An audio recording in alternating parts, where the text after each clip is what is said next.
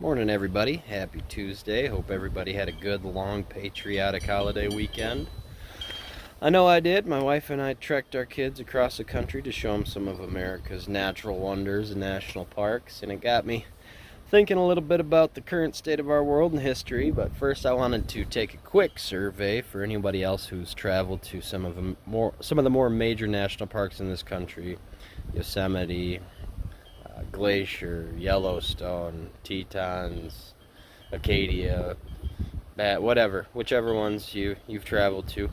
Which brand of foreign tourist did you find the most disrespectful and most offensive while touring? Which ones would push little kids out of the way so they could take a selfie, or poop all over the back of a public toilet because they've never used one, or drive like assholes because they can't read the road signs, and hit the animals, and just a complete lack of respect for the place they're at or the people they're around? Which country of folk was it? Was it Sweden? Was it Switzerland? Was it Germany? Was it Mexico, Guatemala, Canada, China, India, New Zealand? You tell me, which group did you find most disrespectful? I certainly have my list. But speaking of history of the parks, I was learning. I've learned it before, but it was interesting to hear again. We used to have the U.S. cavalry protect those vast tracts of land against poachers and enemies of the state. Both foreign and domestic of the time. And boy, what do we have U.S. soldiers protecting these last few decades? Israeli interests and Afghan poppy fields, so we can enrich the Sackler family and kill our own citizens. Weird.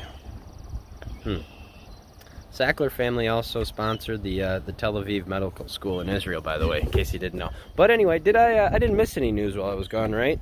The two major government orchestrated blackmail sex ring psyops didn't come to a head and kind of get swept under the rug. Happy 4th of July. Diddy's innocent. There's no racketeering. He didn't traffic to anyone, so don't look here. And Jeffrey Epstein, he definitely killed himself. Here's a shitty, grainy, AI-edited video that shows he killed himself, and we're going to cut it off short. So, there may have been some victims, but there was no Johns, there was no sex trafficking, and don't question any of the official narrative. Don't question that Pam Bondi said there was a client list several weeks ago, or whatever, back in February, on Fox News, and now they say, but that doesn't exist.